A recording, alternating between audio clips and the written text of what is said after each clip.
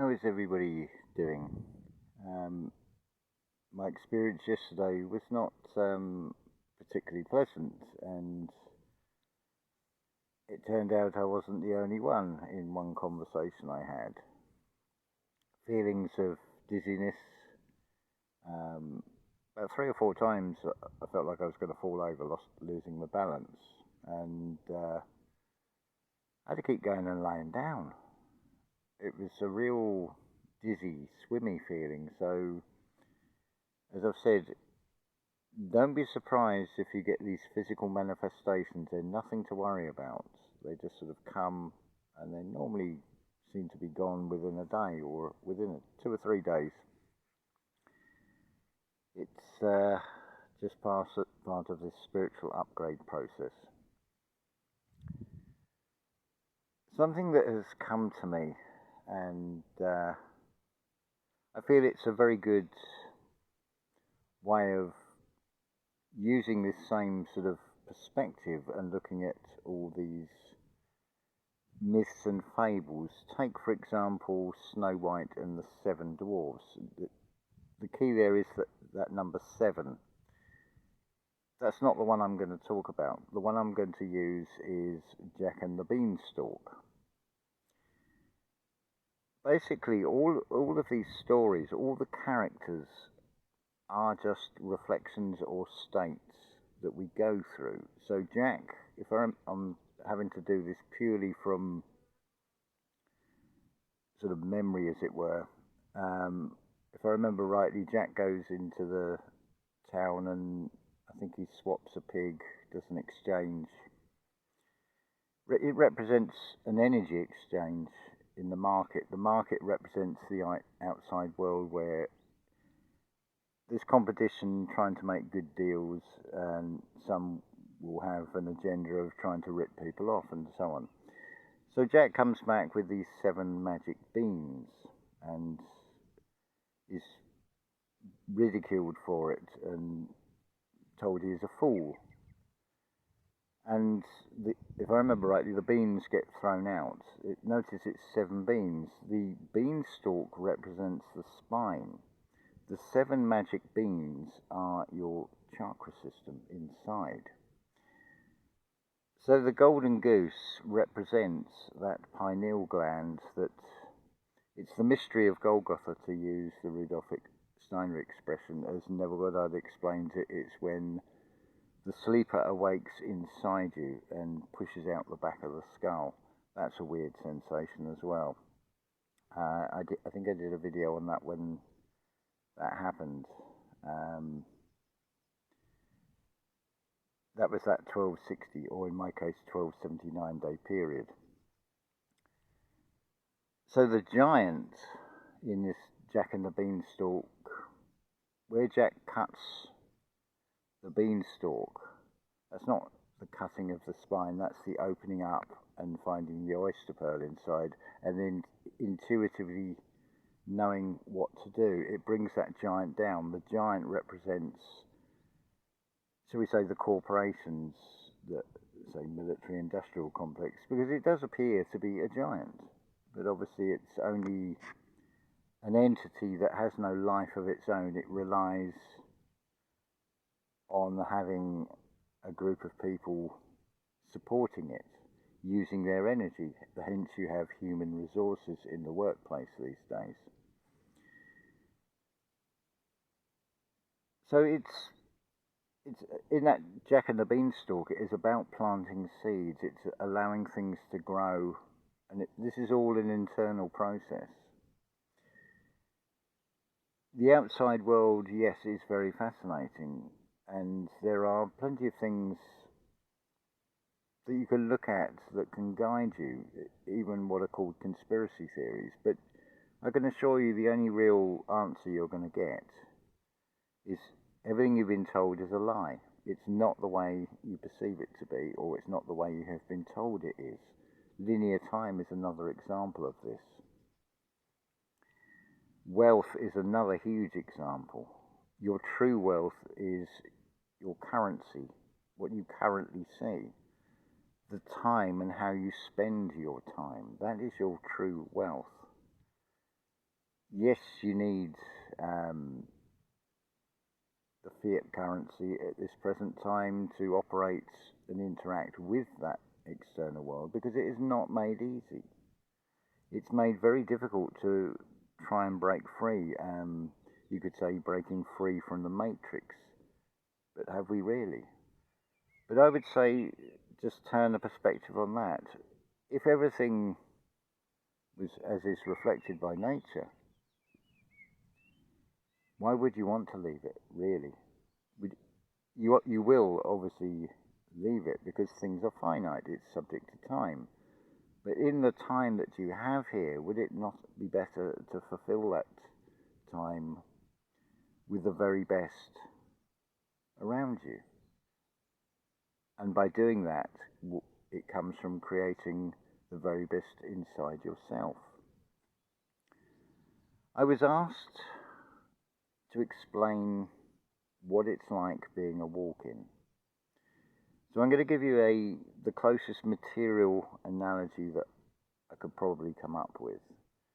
Imagine yourself in a capital city you've never been before, say Paris or Rome or Vienna or New York. One moment you have a tour guide because you have this transitional period where you trade places, as it were, and you get to feel into the body that you're going to occupy when the walkout soul has departed. So at one moment you have a tour guide, and the next thing you no longer have that tour guide. You're now very much on your own. There is a Facebook group called Walk-ins Amongst Us, and listening to some of the testimonies of people who are aware they are a walk-in, some of the events, to use a Jason quote, are quite harrowing. There has been some that have almost been forced into being mentally sectioned for being mad. But it's the same message in that as in the whole transgender movement.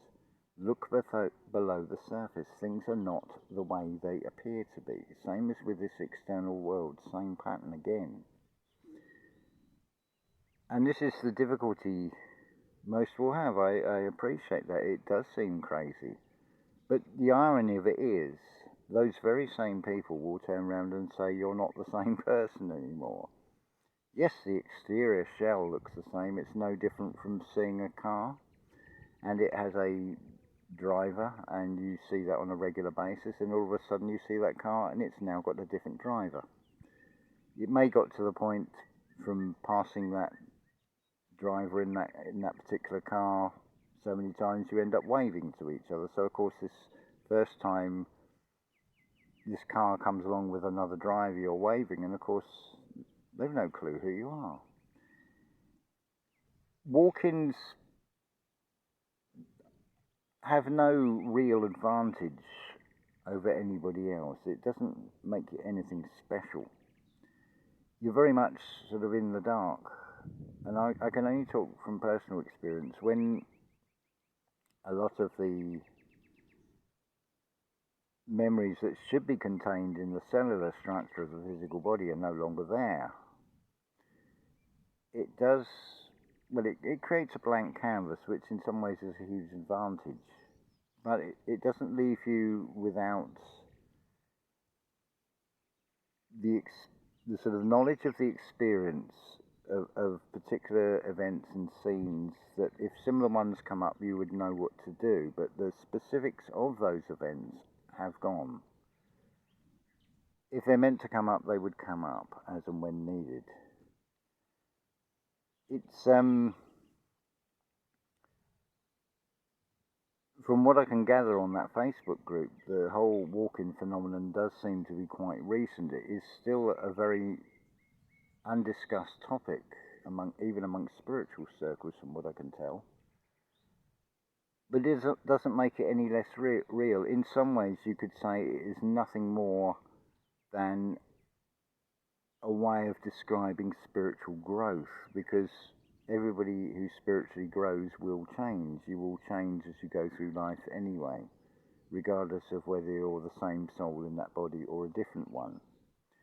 Ultimately, if we are all one, it's just the devil's in the detail. It's just ways of explaining using the words we have, giving personal testimony to things we've been through. That's basically what the Gospels are in the Bible. That's what Paul's letters are in the New Testament.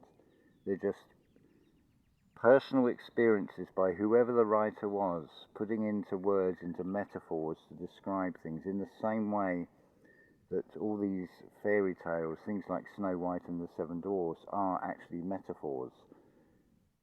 If you can see past the superficial story and recognize the symbology of what these things represent, and know that all the characters are just aspects of you that are being reflected back to you. If you could think of, we're like a micro to a macro, so what Jason would call the oversoul, what people would call God. If you imagine that we are individual cells that make up that body. And likewise, as above, so below, as within, so without. The thoughts that we create are heard and felt by the multitude, which are the cells in your body. Things really are totally inverse. The universe is you inverse. That is shown with these images of telescopes that magnify and magnify and go further and further out into this thing called space. But likewise, if you go into the skin, into the physical body, and you go to such a magnification, you'll get exactly the same picture as what is said to be, or shown as to be, through the telescope, which is rather interesting. The sense of distance disappears when you start looking at these pictures, and you've got one is the mirror of the other. That is what this realm is all about. This is the Maya, to which the I Am forgets who the I Am is and comes into this game. Between the I Am and the Maya, of course, is the aim, the intention. I would say the real intention of this reality is to find out who you are, to find out your true self inside yourself. The souls, walking or not, are just individual expressions of that same thing yet again.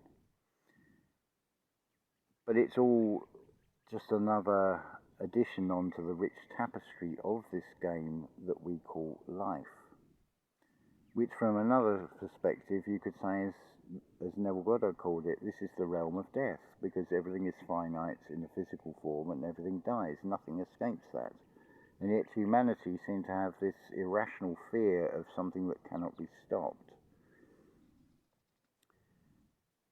So I thought I'd give you hopefully a way of looking at perspectives on things. While I think of it as well as a closing note, anybody that wants a mentorship, I generally do it with a phone call rather than video call, so it could be through Messenger or Telegram or Skype or something like that, or WhatsApp. And then we're talking in real time on a one-to-one basis. I'm only asking for, say, €5 a session or more if you feel you can give it or you wish to give it, or on the strength of listening to you and offering you different perspectives, ways around things, ways so you feel better inside yourself. That's entirely up to you. If you're financially struggling, then don't feel, and you're saying to yourself, I can't really afford €5. Well, I'm not closing the door to you. Still come and talk to me if you so wish. So we'll close that there. Hopefully that's giving you another way of looking at this reality and seeing it for what it really is, which is very far from what we're told it is. And on one final note, while I think of it, I didn't put the links in for the 3 channels that do the tarot card reading, so I'll add these into the description of this video, full details of everything else if you wish to get in contact with me. are also in the description. As a general note, whatever videos from whatever channels you watch, do check the description, because there is often good information in there that may not even be said on the video. And it will give you links to things that are referred to on that particular video that you may be watching. So I'm going to say love to you all, and may you find the ability to see the positive and the negative, and stay neutral to it all, and not allow yourself to be rocked by one side or the other in this continuous push-pull of what would seem to have a sort of reality of duality. But ultimately, there is no duality, it is just a perception. But it is a perception that is needed in this reality to provide the contrasts, to find the answer, which is always between the two. Love to you all.